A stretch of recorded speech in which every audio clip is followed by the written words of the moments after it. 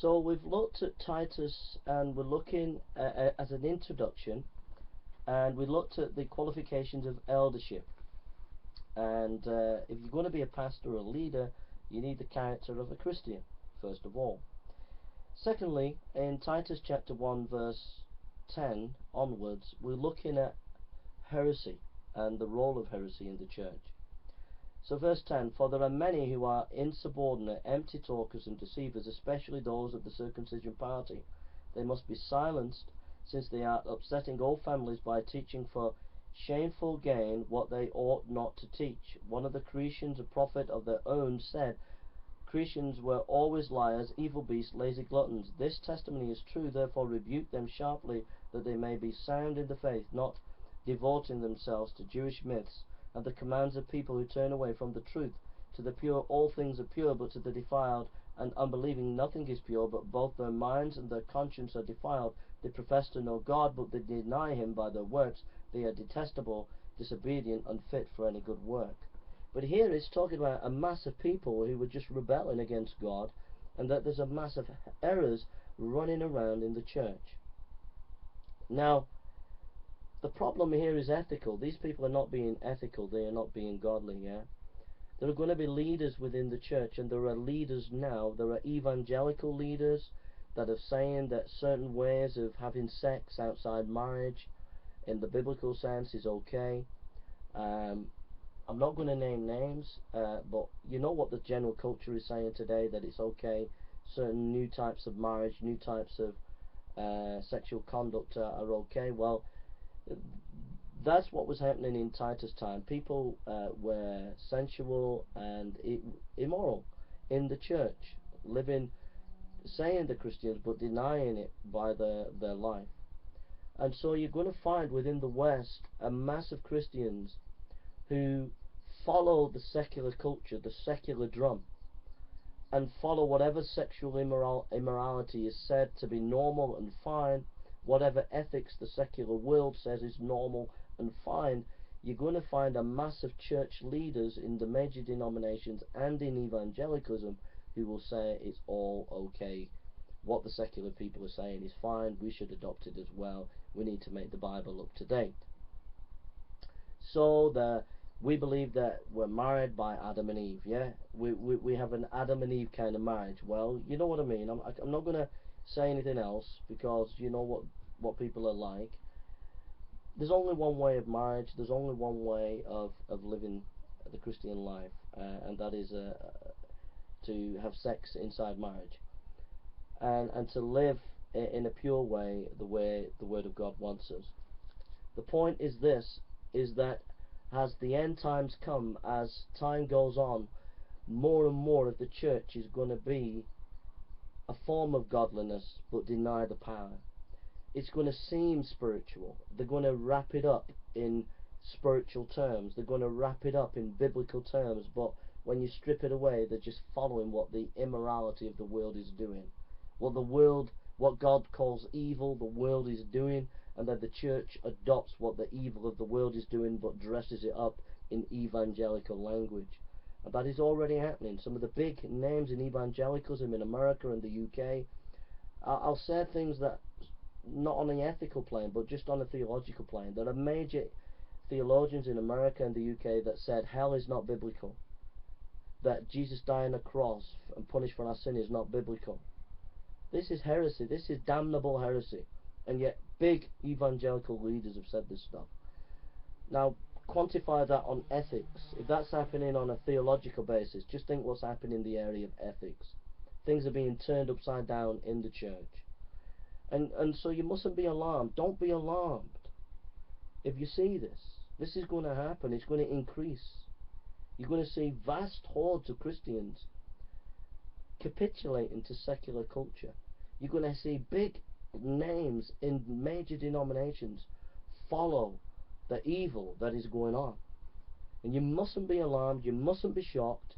You need to stand tall and be strong in the Word of God. Get into the Word of God. Be strong for Jesus.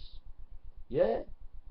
Be a man, be a woman for God. Don't be, just because they're all going the head way, because they've dressed it up in evangelical language, saying, oh, Jesus dying on a cross, it's kind of child abuse language. We don't want that. That's not spiritual. We believe in a God of love.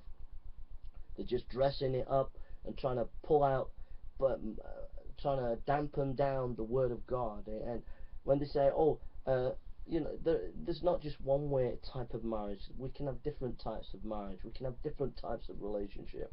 They're just changing the word of God. Yeah. You've got to be strong. We are set for the defense and the confirmation of the gospel. We are set for the word of God, yeah? And we've got to be strong in the word. Get into the word. Read the Puritans, read the early church fathers. Go and listen to Dr. Martin Lloyd-Jones' sermon index and get strong in the. Go and listen to Dr. Martin Lloyd-Jones' Recording Trust sermon index. These are the great places to get strong in the word. Read some of the great classics.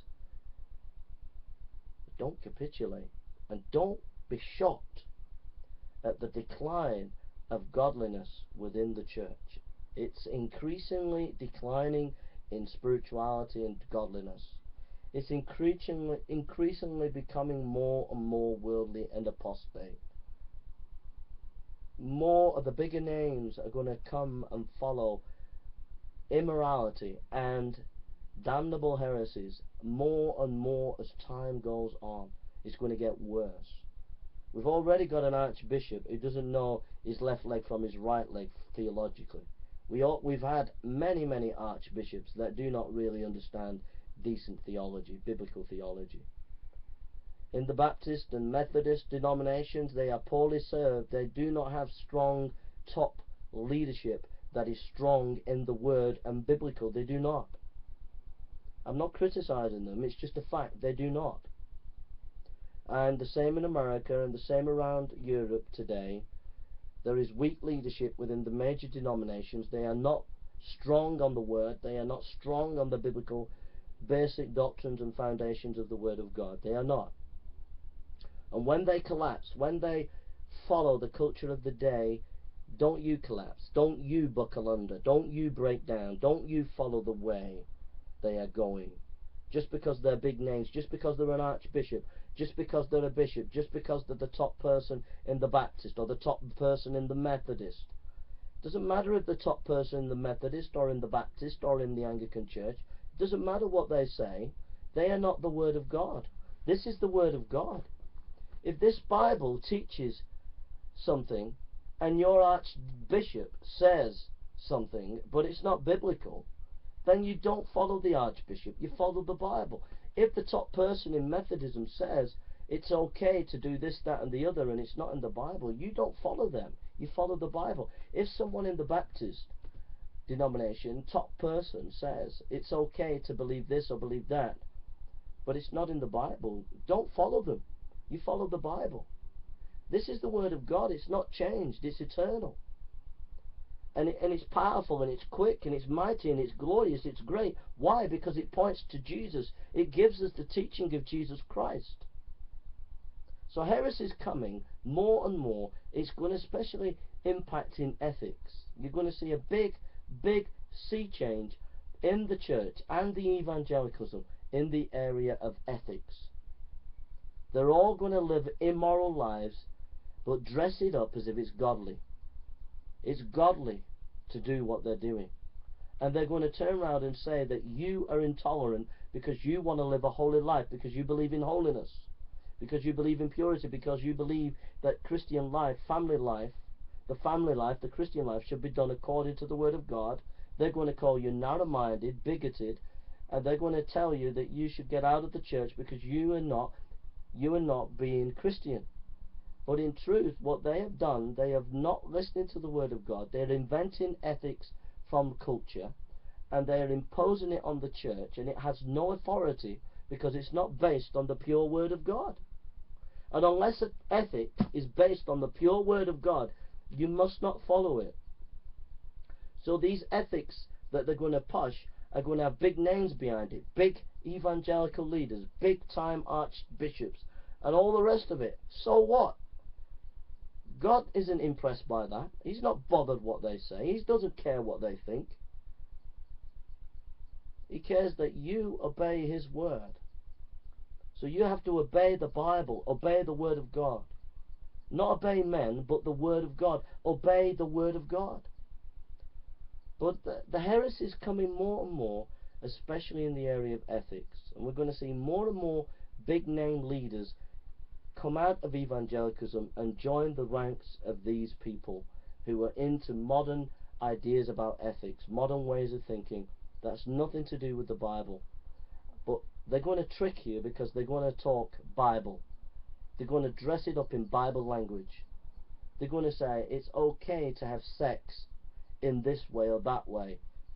We know there's traditional man and wife, husband and wife, but sex in other ways is okay, and here's the biblical justification for it. You know, this is biblical. Don't talk about wrath and judgment and Jesus punished for our sin. There's better ways of understanding the Bible. You're being a bit narrow. They're going to come at you with the Bible and say what they're saying is biblical, but it's damnable heresies. It's from hell, and it's not biblical. It's just culture that they want to follow, that they haven't got the guts to follow Jesus. They haven't got the guts to stand up for Jesus. They haven't got the guts to go against the tide. They haven't got the guts to say Jesus is the only way, the truth and the life. Holiness unto the Lord. They're aping not to go to heaven. They are aping to live in this world and to be praised of men. And they are following heresies. So don't listen to them and don't be shocked, okay?